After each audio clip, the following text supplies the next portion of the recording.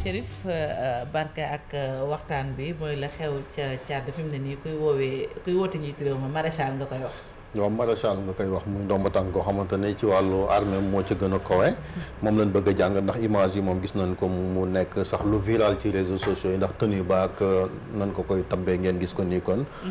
ku ko wax lu dul maréchal moom mën nañoo jàpp ni délit la foofu ci Tchad te mën dañ ciy tëdd kaso le premier maréchal du Tchad moo ji kaso ci gën a ndaw dem kaso bu dee rek am nga ji dem kaso man sant ci yàlla donc moo taxoon Barka ñu bëggoon quand même càmbar lu ni mel parce que gis nañ Idriss Déby depuis 30 ans à la tête du Tchad ginnaaw bu fa Hissène Habré mi nga xamante ni mi ngi fi Sénégal ñu tëj ko kaso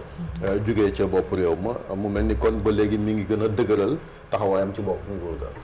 waaw dafa mel ni mu ngi koy gën a dëgëral mais dafa mel ni aussi nguur gi daf ko ràngati comme ni ñu koy waxee ci wolof ndax Idriss Déby grade bi ñu ko mu tabbal ko sax boppam parce que donte dafa am fu ñu ko jaarale dañu président assemblée nationale officiellement moom moo ko proposé ne jaloore yi mu def ci xare moom moo tax mu xalaat ne daal pour ñu sargal Idriss Déby il faut ñu takkal ko ndombo tànk maréchal muy grade boo xam ne bu am solo la ci mbirum armée te mu nekk lu néew ay nit ñi nga xam ne ci taarix jot nañ kaa takk te wala jot kaa am ci ak ay anam yoo xam ne dañ ko yellool lu tax kaawu Idriss Déby bi xaw a doy waar mooy dafa am loo xam ne kenn mënu ko bañal mooy jàmbaar la Idriss Déby ci xeex la jëlee nguur gi 90 la dugg biir N'Djamena à la tête de ses troupes mu jëlee fa président bi fa nekkoon muy Idriss Déby te Hissène Habré te balaa Hissène Habré di nekk président moom ci ñu xeexaloon Hissène Habré ba Hissène Habré 82 moom ci boppam dugg N'Djamena ci guerre ba daal di jël nguur gi ci la Idriss Déby bokkoon sësoon rëkk ci moom nekkoon chef d'état-major am après ginnaaw loolu ñoom ñaar ñu am ay jafe-jafe Idriss Déby ak benn cousin am bu tudd Assane Diamous moom tamit nekkoon ko amoon doole ci armée bi ñoom ñoo dàq libyens yi ci Tchad te mu nekk loo xam ne jaloore bu doy waar la parce que ci année 80 yi Kadhafi dafa amoon doole trop doon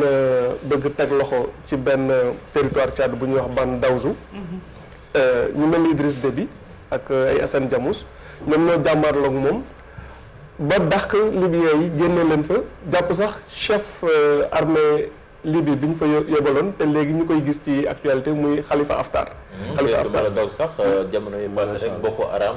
bi ñu attaqué woon ñu bari ci arméem riposte bu doy waar la leen imposé. waaw loolu yàggul sax gis nañ ko mu jëlaat solaat tenue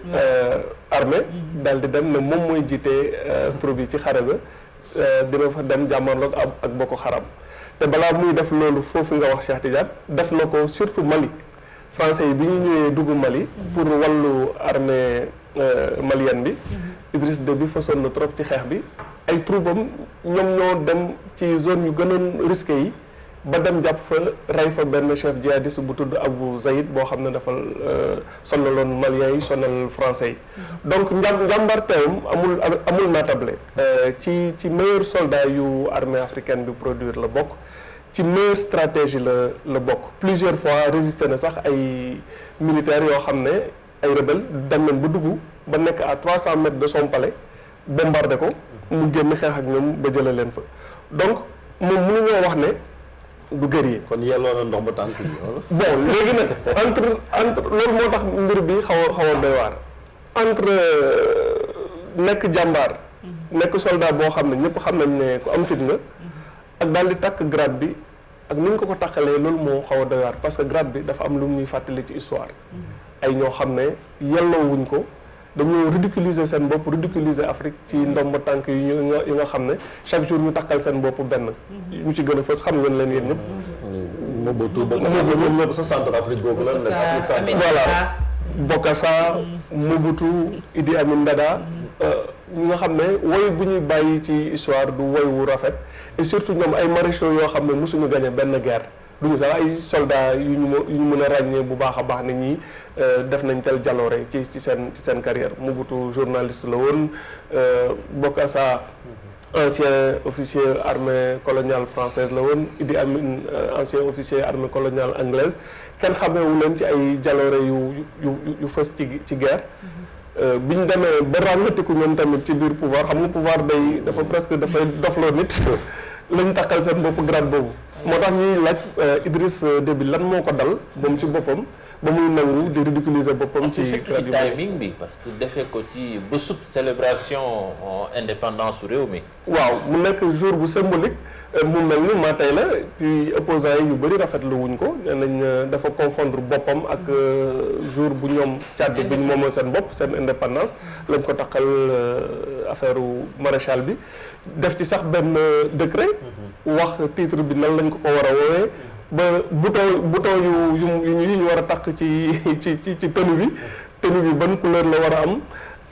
mu nekk ay affaires yoo xam ne Cheikh Tidiane tudd na ko sànq ci réseaux sociaux yi africains yu bëri ñaawlu nañ ko parce que dañu yaakaaroon ne loolu période la boo xam ne franchement africains yi weesu nañ ko parce que loolu lañ doon saboté président africains yi naan leen les rois nègres ci année 70 yi année 80 yi Mobutu Bokassa ay ñoom Idi Amin yàq deru africains yu baax a baax ci seen bëgg nguur ci seen culte de la personnalité yaakaaroon nañ ne weesu nañ période boobu. mooy ci nguur googu sax lañu des Barka parce que maa ngi wax sànq ne même Afrique centrale moom ñoom Afrique yëpp am problème mais foofu tamit gis nga image ki nga xam ne mooy Ali Bongo sànq bi ñu koy wane mu yore bant bi waaw di doxee ak bant et cetera mu mel ni kon ba léegi nguur moom gars yi dañ ko bëgg di ñedd. waaw dafa mel ni ñoom dañuy ñedd nguur bu baax a baax tey jéego yun as néew yu ñu am fii ci suñu boor Afrique de l'Ouest ñoom dañoo dese lu bëree bëri.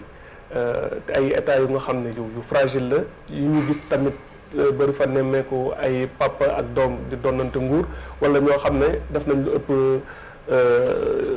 ñaar fukki at 40 ans 30 ans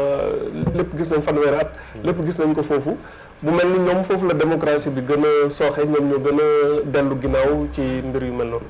est-ce que Barka aussi ak grade bi mun nañu ko woowee grade de trop du mën a du gën a tënk démocratie foofu. démocratie bi dafa tënku ba pare et Idriss Déby dafa mel ni nguur bu mel ni ci njeexiteelam la nekk. mun nañu wax ne fu mu toll nii rôle bu muy joué contre lutte contre terrorisme bi loolu la ko fa téye. ak appui France. français yi dañu am cofeel trop ci Idriss Déby. ndax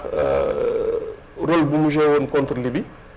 ni mu jëlee nguur gi ci seen meilleurs alliés yi la bokk fépp fu seen bët xonkee dañ koy woo ne ko mu ñëw mu wàllu si leen loolu nag moom mu def ko fond de commerce moom moo tax mu sonal ay opposants am loolu moo tax mu ñëw ci nguur gi et pour wane sax ñoom ni ñu lëkkaloo ak Idriss Déby ak ni ñu jegante beneen colonne rebelle yoo xam ne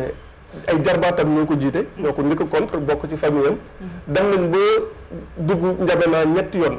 mais chaque fois suñu demee ba egsi français yi ñoom ñooy jël seen avion yi bu ci mujj en 2019 daal di bombarder colonie dellu ginnaaw donc dafa mel ni su dul woon tey français yi Idriss Déby nguuram dina naxasaay mu mel ni ñoom dañ kaa soxla moom tamit mu soxla leen mu wone toujours aussi France double jeu bu ñuy joué ci Afrique tant que njiit bu ñu fa teg mu ngi def li nga xam ne ñoom daf leen arrangé mën nañ gëm seen bët ci yenn manquement droit de l'homme yi am na ay opposants yoo xam ne dañoo disparaître Tchad Idriss Déby tuumal nañ ko ci bu baax a baax waaye France loolu da ciy gëmm parce que seen problème mooy Idriss Déby ak ñu mënta mel dafa téye dëkk bi ñoom loolu lañ jàpp ci G5 Sahel bi aussi gis nañ taxawaay bi mu ci am G5 Sahel daf cee am taxawaay ba nga xam ne bi ñu gisee nërmalu bu Burkina nërmalu Niger am problème boobu Mali am problème boobu ak attaquants yi Macron dernier sommet bu mu def jagleel ko G5 Sahel bi dafa publiquement sàkkuwaat ci Idriss Déby ne ko il faut nga jëlaat say soldats nga dimbali ñu nga ñëw nga yóbbu leen ci dëkk yooyu nga wallu leen loolu nag muy nga xam ne Idriss Déby loolu su ko déggee da koy jox dayoo bu mag ndaxte day mel ni yeneen armée yi ay yaafus lañ moom moo fi yore armée bi nga xam ne war na mun jàmmarloog jihadistes yi te loolu day tax rek pouvoir am bi donte jaarul yoon day gën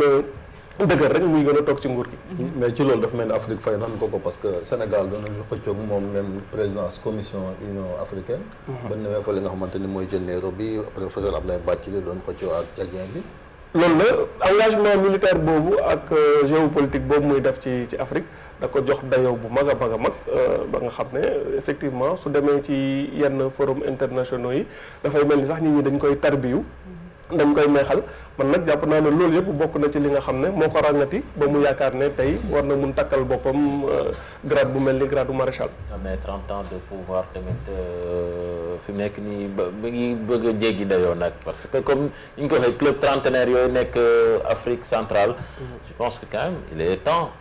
ñu xam ni que àdduna dafay dox. jot na tamit ñu abale. Cheikh man damay ragal suñuy doom bu seen fi yàlla bàyyi ñu fii soo leen nettalee ne amoon na ay présidents yoo xam ne def nañ 30 ans de pouvoir dañ naan mais loolu fan la africain nekkoon parce que li nga xam ne loo xam ne xel mënu ko nangu 10 ans de pouvoir sax déjà dafa jéggi dayo ñaari mandat rek déjà dafa jéggi dayo waxuma la ak 30 ans mu mel ni loo xam ne yow yaa ko moom wala sa baay moo la ko jox gis nañ ne dafa ridiculiser Afrique sànq bi ñu tegee image yu Ali Bongo bi ñun ñëpp dañ doon reetaan ci off ndaxte lii daf ñu ridiculiser président boo xam ne da nga def AVC xamatoo sax peut-être ban heure moom moo jot pour nga dox problème la ak jiite réew lu mu laaj ci kattan lu mu laaj ci force ngay taxaw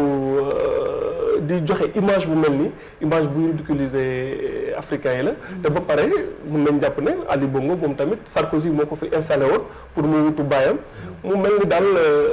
France ñuy dingat France parce que balaa ñu leen di dingat dañoo war a dingat ñun suñu bopp ba pare mu mel ni daal Afrique daal génnagul ci guuta en tout cas am na solo Barka ci jàngat bi nga indi kon nag bay boo ñuy wax rek maréchal Idriss Déby Itno jaajëf ci jàngat bi. waaw balaa yat bi di ñu dal ñu dal mu ngi doon le premier maréchal du Tchad Barka la woon ci jàngat bi ñu koy jaajëfal bu baax a baax di fàttali ci contexte bi muy fukki fan ak benn ci weeru août suma juumulee ci seen feetu indépendance ci lañ ko jox tappal grade boobu ñu jàll ci beneen ponk muy gànnuk info du matin ci télévision Futurs Médias.